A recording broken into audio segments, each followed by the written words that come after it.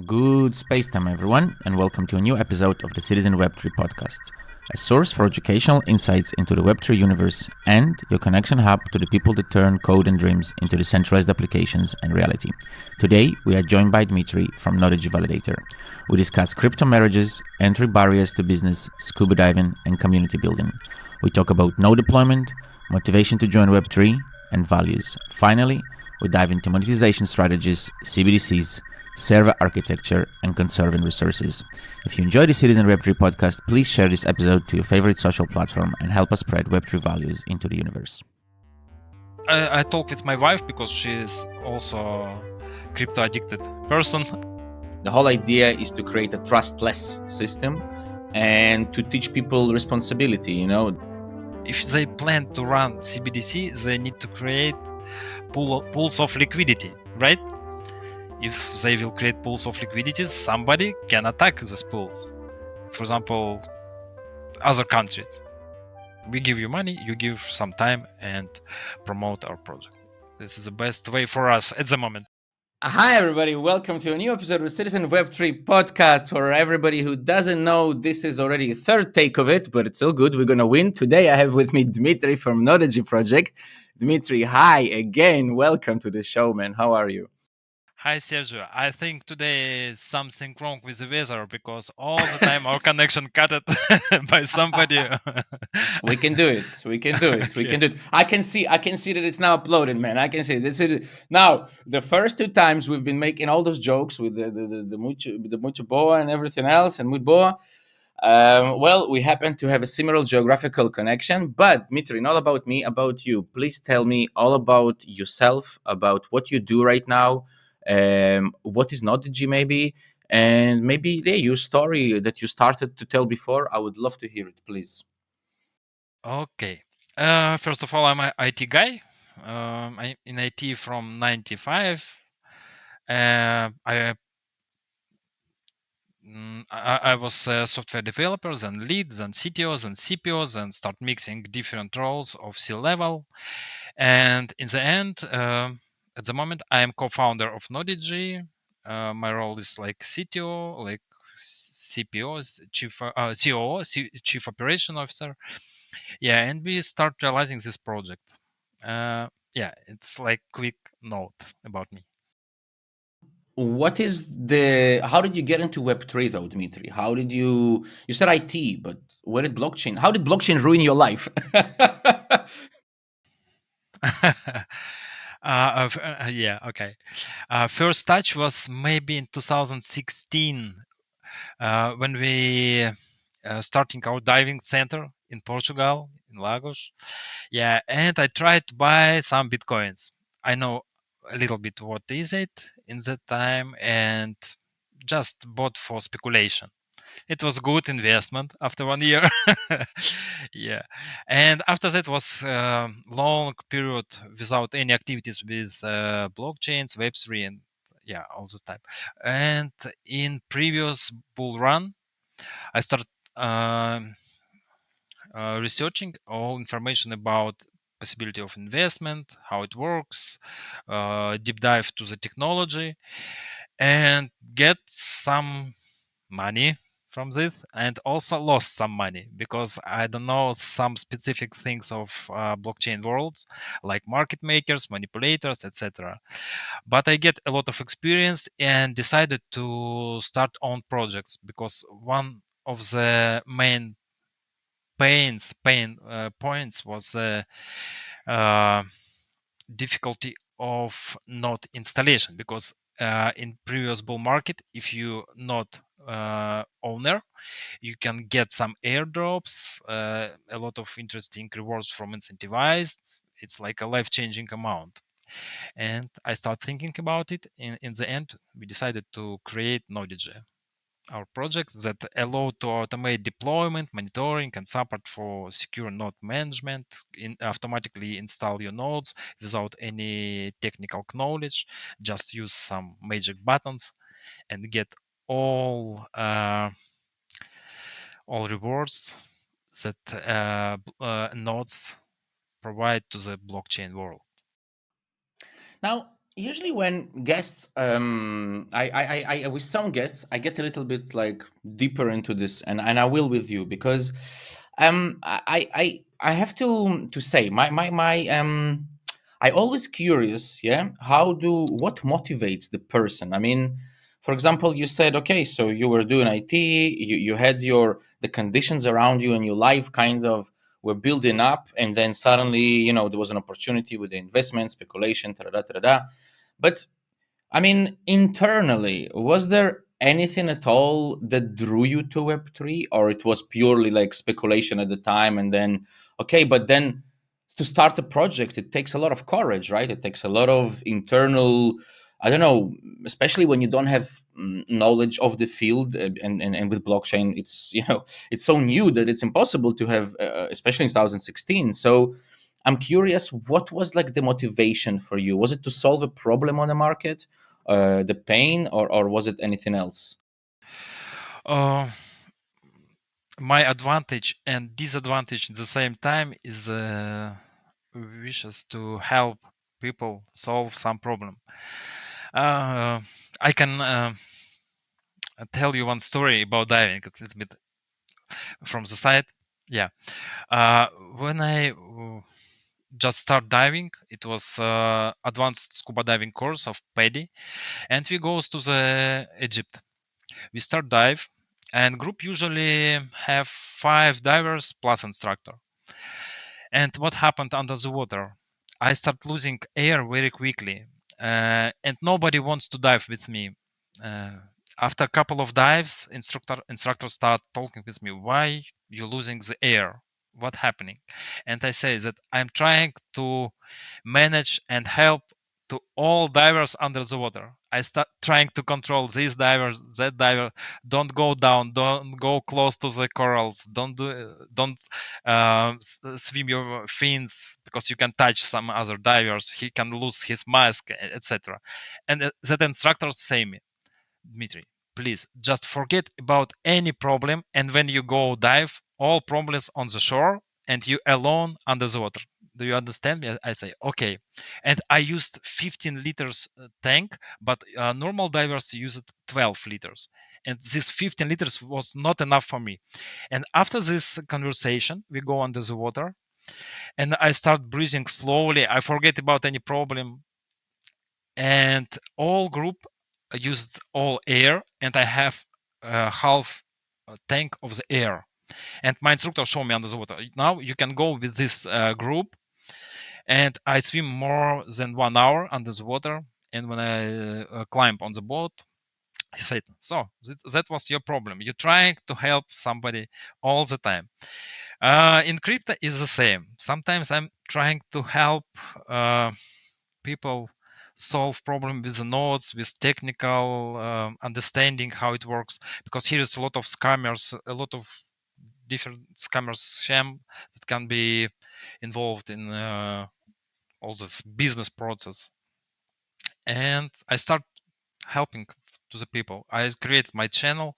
I start writing some small bots like arbitrage bots, start learning Solidity, how to write smart contracts, start researching how all these scams working, like a honeypot, etc. But for me personally, I would like to get some money also. Help is help, but don't forget about you, as say my instructor. That's why I start thinking where is the biggest possibility for life-changing money, and it was incentivized program and not ownership. But to install nodes, here's some problems. For example, you should have sys administrator or DevOps administrator skills, and also you should deep dive deeper to the blockchain specific techniques that should be used during node installation. Also, you should all the time monitoring Discord or Telegram channels to update software, etc. And decision was I talk with my wife because she is also a crypto addicted person and have a front end development background, And we decided that this is interesting project. And I talked with my partner, explain all idea, and he said, "Okay, let's try." And it was the start point for the Nodigy. Now, oh, sorry. Now this story I like. That was the full story. The first one was. This is why I always come back to this question because I know that there is a fuller story to that. Now let me ask you a question though. This is a question I've asked during 2 years ago. I was covering. Well, I was doing like some stories in Lisbon Blockchain Week, and it was a series of short interviews with the same question to a lot of people, and those people were founders, all of them, some validators, some bigger projects, but the question was the same. And I'm going to ask you that because of what you said. You just told me that your original. Do you think, I'm going to get straight to the question, do you think that what you do today still solves those issues that you originally started with the idea to solve for other people in Web3? Does it work, basically, for you inside? Do you feel it? It's interesting question because again, I should explain some story. Yeah, Please. yeah, because first idea was install the nodes, get some place in mainnet or in testnet, get incentivized tokens, and sell it on the market. But here we should see how projects and investors, how to say, develop their strategy to realize the tokens. In previous bull market, they distribute tokens by IDO, ICO, etc. Yeah, investors receive their tokens and sell it by after some manipulation by the market. And same with the nodes. But after involving of SEC to the all blockchains projects, strategies start changing. So first idea was make automation of node installation node process, get the tokens and sell it on the market. But now it's not working because investment companies, blockchains projects changed strategy of token distribution. They start doing it by the nodes, via the nodes. But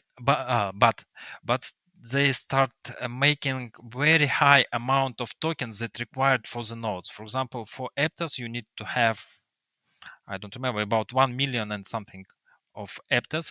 Price of Aptos now is about $9.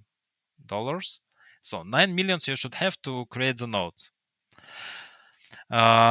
This barrier don't allow for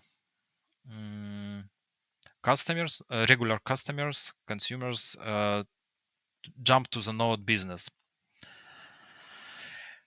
So now we need to validate which blockchains allow to install nodes with small amounts of tokens.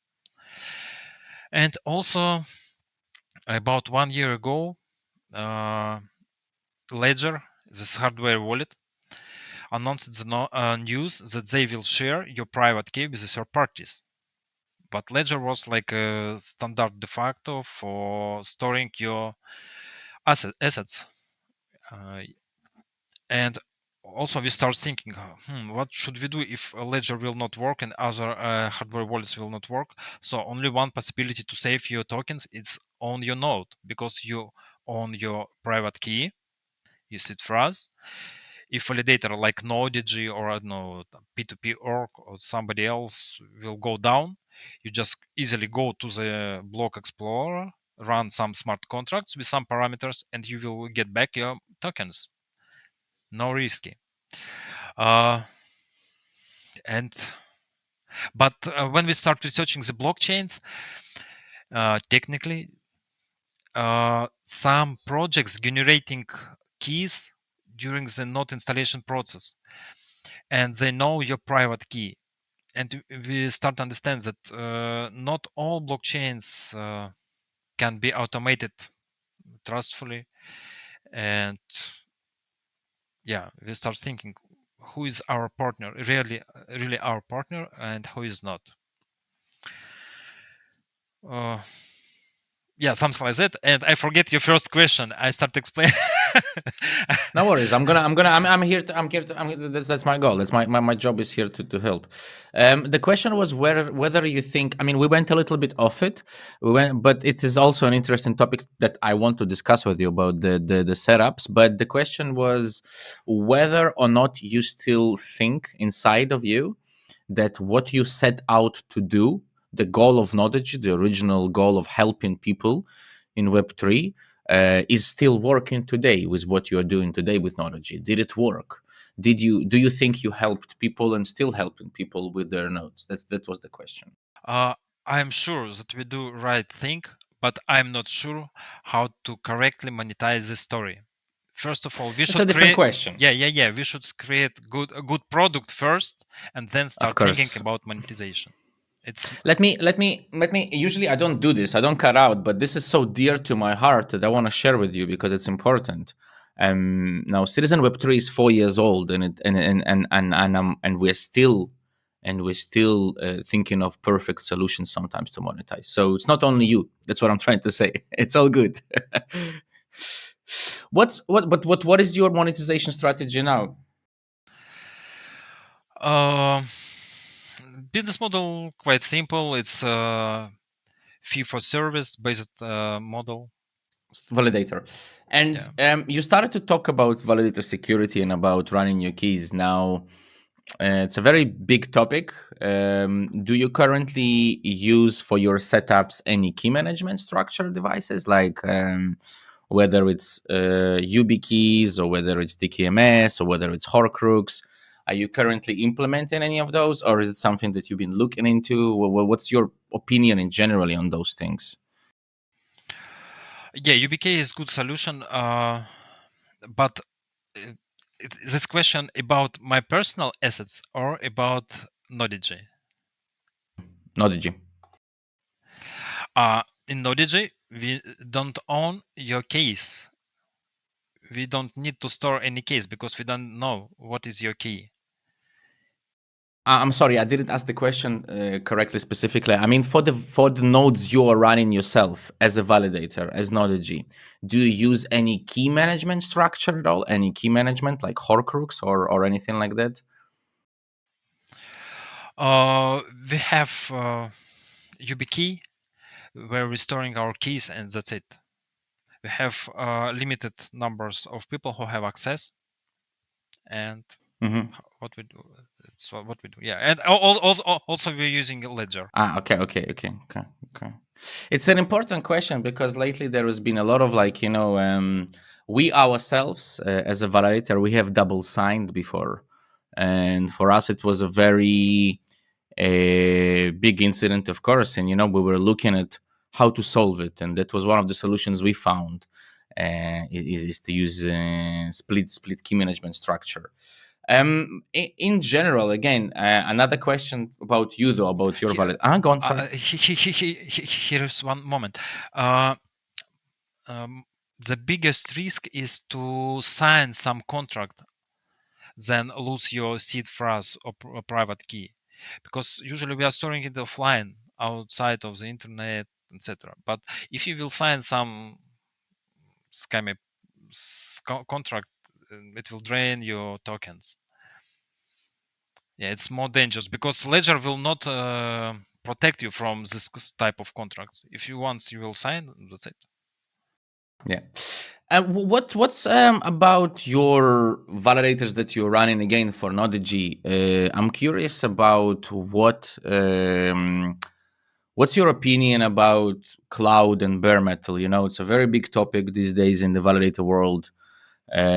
Cloud servers or privately owned bare metal servers. What's your opinion, and what do you guys do? I prefer clouds because it's easy to migrate, easy to create backups, easy to restore. Bare metal, yeah, it's quite safety, but if something will broken, you lifetime will go down, and it's quite difficult to manage. Yeah, I'm not a fan of bare metal servers. Also, we are using different hosting providers. Maybe in future we will use distributed hosting providers, but at the moment on the market we have only like startup projects, and we'll see. Tell me about how do you guys select chains? How does Nodigy select chains, and how do you decide which blockchains you can validate and which ones you cannot validate? Usually we're trying to jump to all the projects. Uh, no, not all. We are validating funds. What is the investment amount to the project? Who is investors? What is the tokenomics? How they plan to distribute tokens? Will they have some incentivized program for validators, or maybe another one development incentivized, where we can also participate? Um After we looking for how many validators they plan to attract, do we have a chance to jump to the board? And after we start participating in test nets, and after if we will successful, we will go on mainnet. Yeah. And how is today though? Tell me, like for the people who still are not familiar with what you do, how is Nodigy different today? Because the service you guys offer is a little bit different, as far as I understand, right? So Yeah, for sure. how does it look for the normal person? They come, and how is Nodigy different from, I don't know, P2P or Everstake or anybody else out there on the market?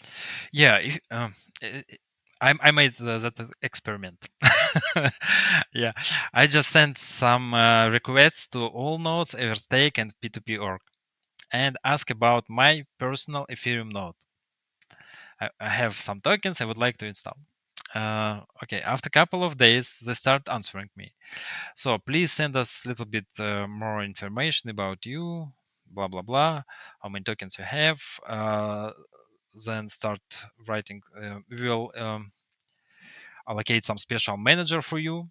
He will talk and explain what should you do, and after you will transfer your tokens, and we will install node, blah blah blah. So this is a very long procedure, and I was not satisfied, but I was happy because our project do absolutely different. We're trying to automate all this process and install node in a couple of minutes. Sometimes it take hours. Yeah, and this is main advantage of Nodigy. And I How think does it look? Talk me through it. Talk with me through it. How does it look? So I come here. I am. My name is Bob. I come to Nodigy, and what happens? okay, you just need to authorize on our platform nodgy.com. Do it right now. So then you need to top up your balance by USDT. Choose your blockchain that you like. Press install.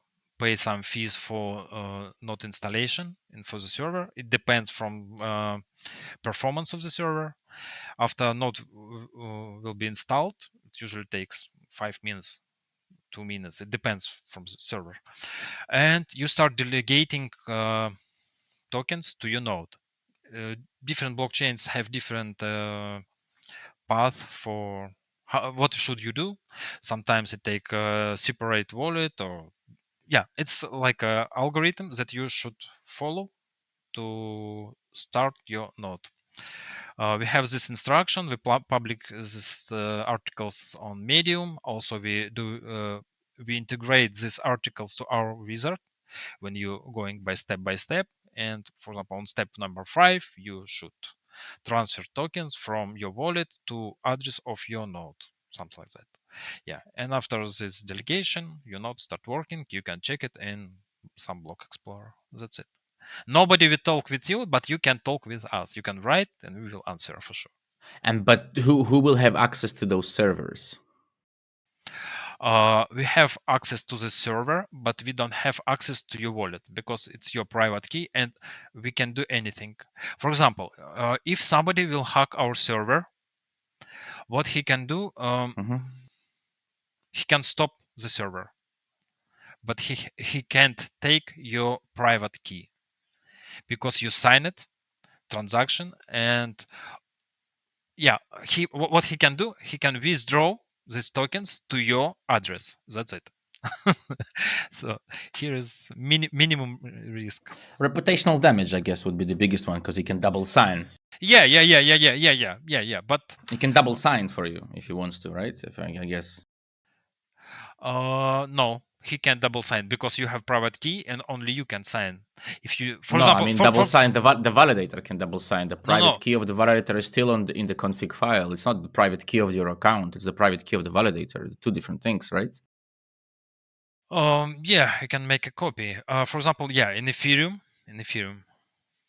you can create a copy of node and you can be punished.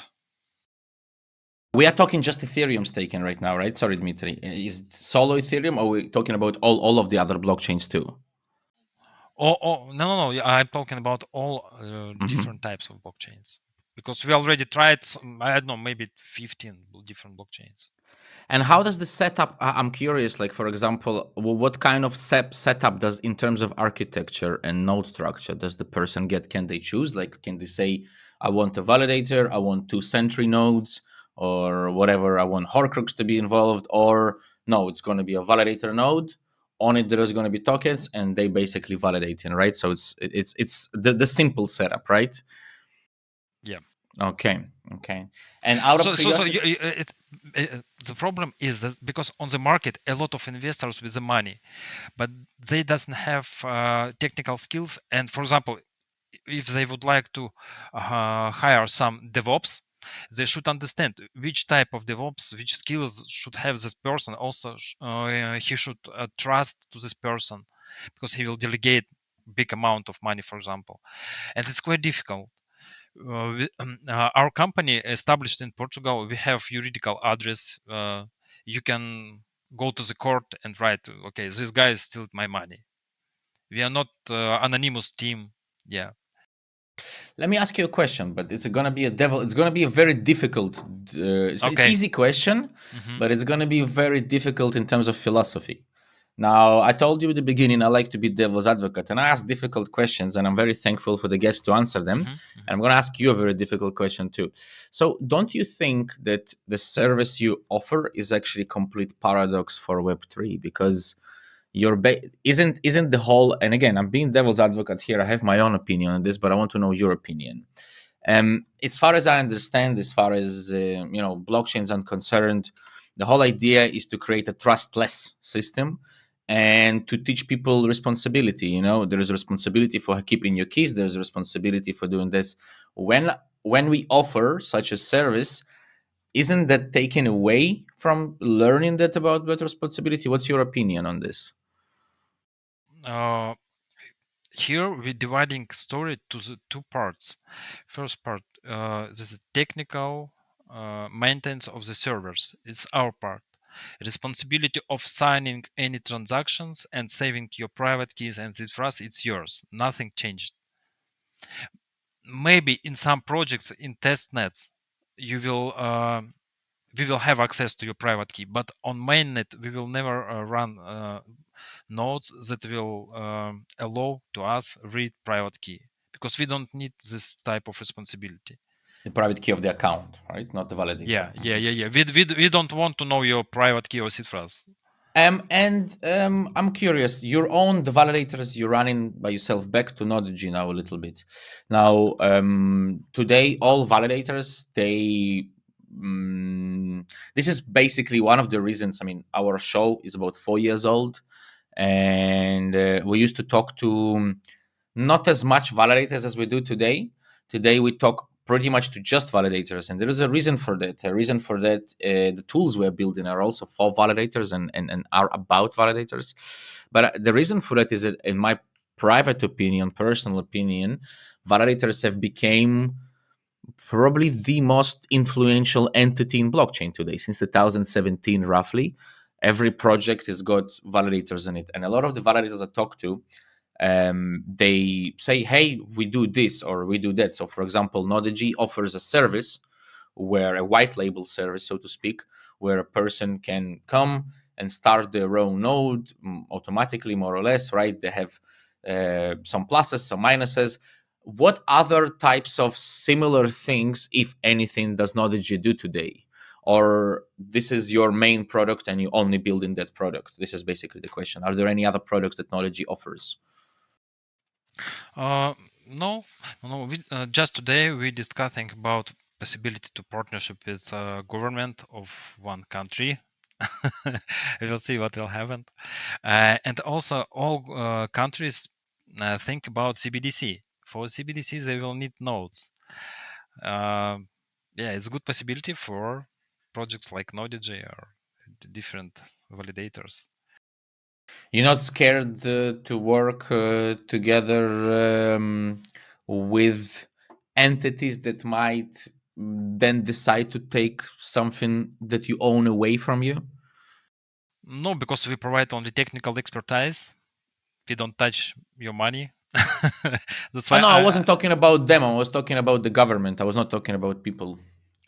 That's what usually happens. Governments, sometimes they get involved in the business and then they take half of it away because they decide that, well, it's time. mm, You're for not me, scared of that? no, no. Here's big questions and problems that I don't know how government will solve.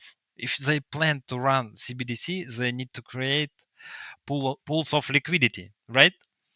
If they will create pools of liquidities, somebody can attack these pools. For example, other countries, and how they will protect against these attacks, I don't know.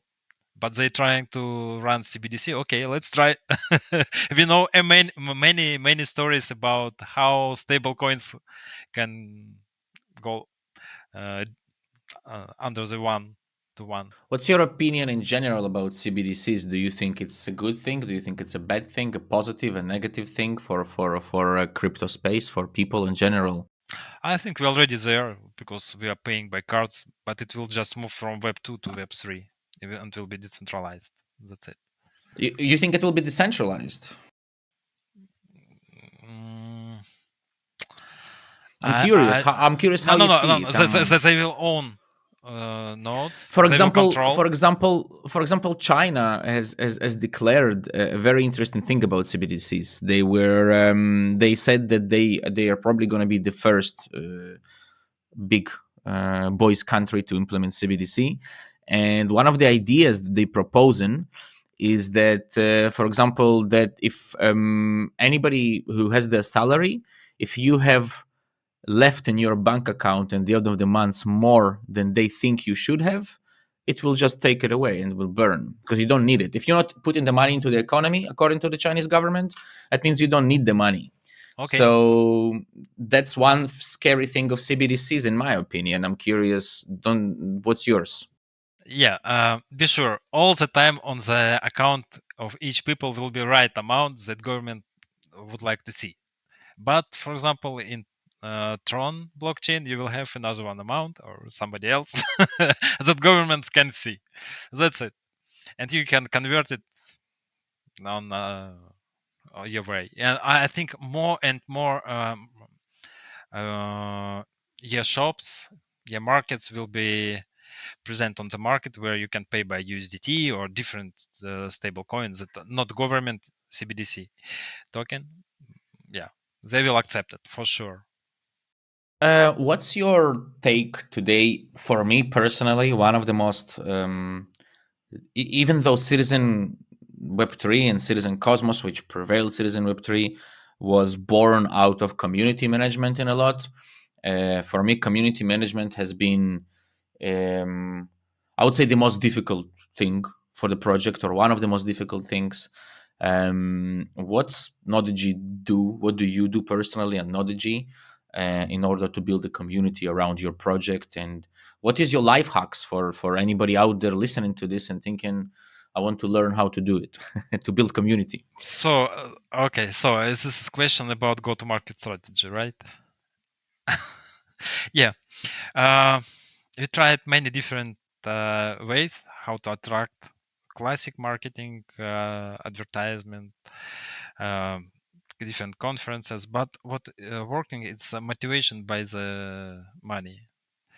You do something, we paying by leaderboard, most active users, some rewards. It works a lot. It's fair.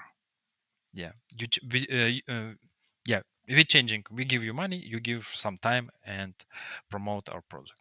This is the best way And for us I'm at the gonna moment. make a joke. I'm gonna make a joke, but I agree with you actually. But we like to when Web3 started to be bigger, back in 2017, me and my friends started to call cashback bribery, and people got very upset. And I was like, but why are you getting upset? It's the same thing. I don't think it's wrong. I don't think it's wrong, and a lot of people don't think it's wrong. But some people like to say, "Oh, this is cashback. This is not bribery." But what is the difference? You bribe. It works. You give in order to And, get, and like, yeah. yeah, I totally understand what you mean, because in my opinion, like, we are now developing an ambassador program actually, and we are trying to also base the ambassador program based on Yeah, cashback that we can pay. you just share part of your revenue with your loyal Exactly. users. Yeah, it's fair. Absolutely. Absolutely. I agree. There's a lot of difficult things, I guess, that people talk, but I personally think, and I'm glad to hear that more people don't disagree with it. Yeah, first of all, we need to raise our trust score to the blockchain community, because we are zero, we are nobody, and we should start growing our trust score. And after that, maybe classic marketing instruments will work, but in beginning, no. I understand. It takes a long time sometimes, and I think maybe that's a good thing. I guess, to understand who is loyal to you, and to grow with these people together. I know that at the beginning you said that you don't have perfectly. You have to go at one point. You have another place to be.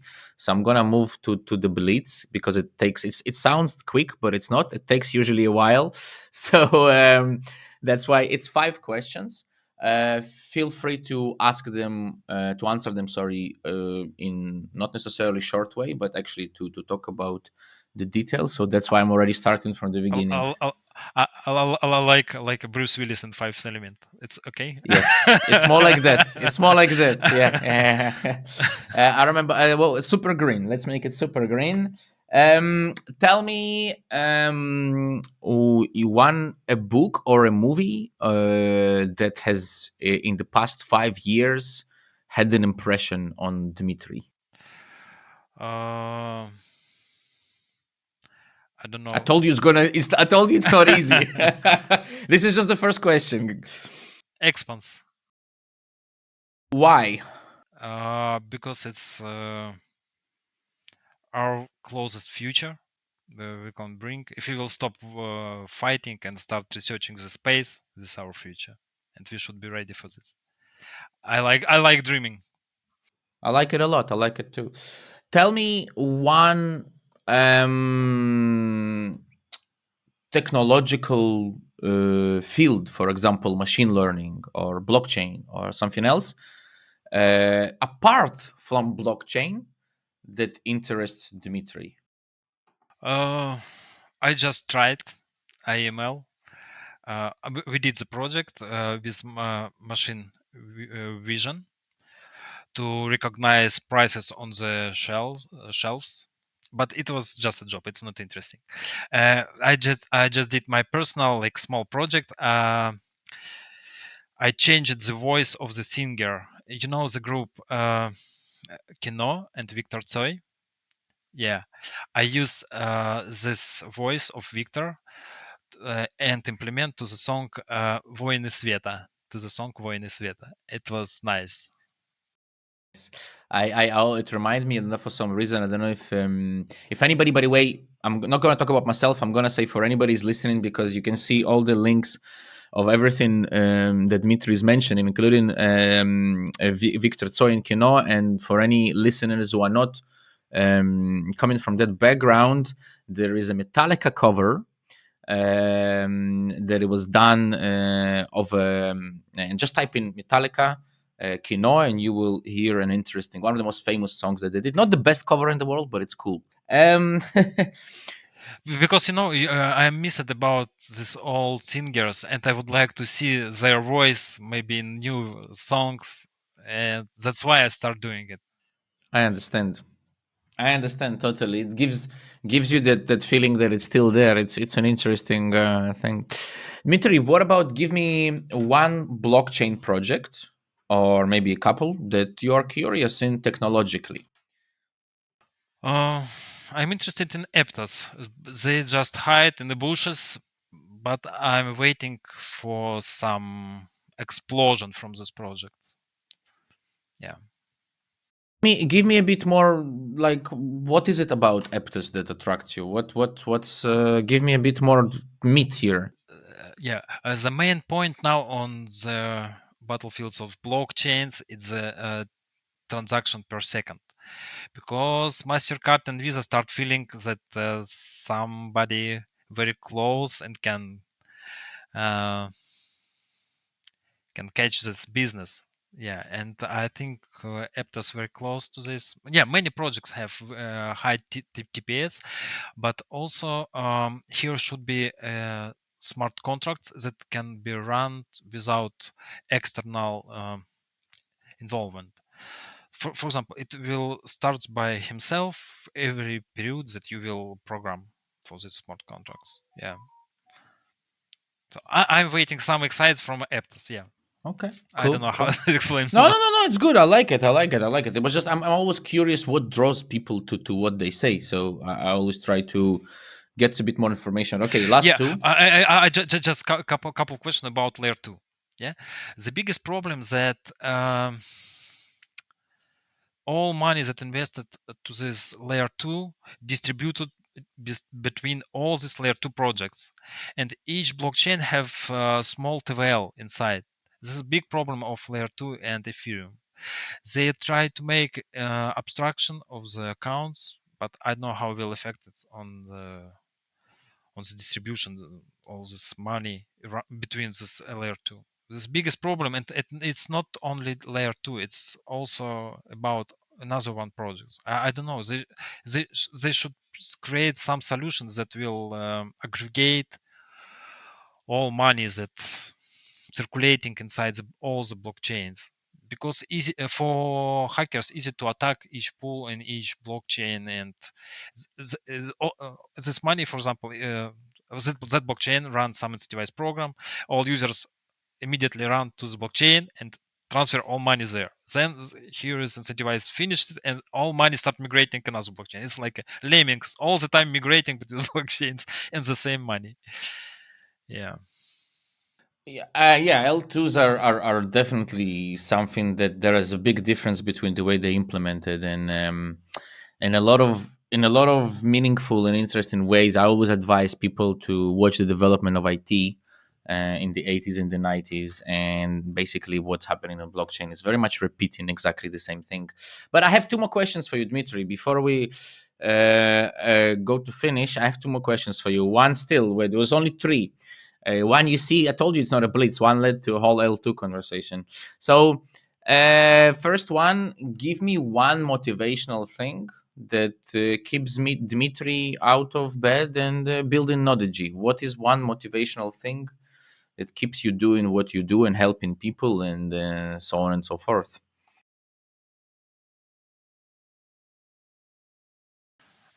If my wife will wake up me and say, uh, our clients will lose the money because we are hacked, I will wake up immediately for sure and start trying to Okay, realize some I like problems. it. Yeah.